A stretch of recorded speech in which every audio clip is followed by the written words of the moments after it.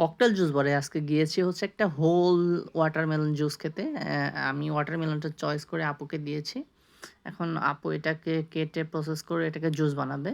তো ওয়াটারমেলনের ভিতরের অংশগুলো নিয়ে হচ্ছে ব্লেন্ড করবে।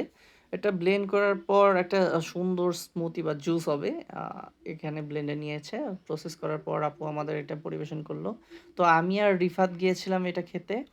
আ এত পরিমাণে জুস ছিল, মানে একটা ওয়াটারমেলন নেয়ার পর ছোট্ট একটা সাইজ, কিন্তু এটা আমাদের দুজনে অনায়াসে হয়ে গেছে। রিফাত আর আমি নিয়েছি। এখানে আপনারা দেখে ভাবছেন যে এইটাই কি দুজনে খাবো? না, এখানে ওয়াটারমেলনের ভিতরে যতটুকু দিছি এটা একজনের পরিমাণে, আরেকজনের জন্য হচ্ছে জায়গা হচ্ছিল না। পরে ওটা হচ্ছে ৩০০ মিলি বা ২৫০ মিলি আ আ গ্লাসের মধ্যে দিয়েছে। তো রিফাত আর আমি এটা আ ইফতারের পর এত মজা করে খেয়েছি, এত সুন্দর আ মিষ্টি ছিল।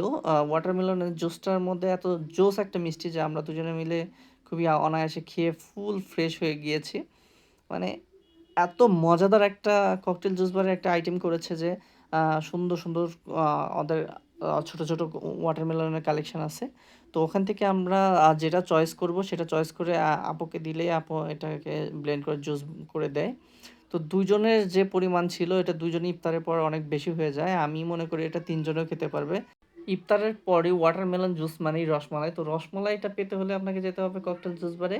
ককটেল জুস বারে এখানে হচ্ছে ফুল ফ্রেশ ফ্রুটস গুলো কালেকশন করে। তারা হচ্ছে full fresh juice fruit juice make করে। তো আপনার ফ্রেন্ডস অ্যান্ড ফ্যামিলি নিয়ে আপনারা হচ্ছে এখন আ থানা রোডের ককটেল জুস বারে যেয়ে খেতে পারেন ওয়াটারমেলন জুসটা। তো ওদের এখন হচ্ছে এটা এভেইলেবল আছে। যতদিন সিজন থাকবে আশা করি এভেইলেবল থাকবে। তো আপনারা যেতে পারেন। আল্লাহ হাফেজ।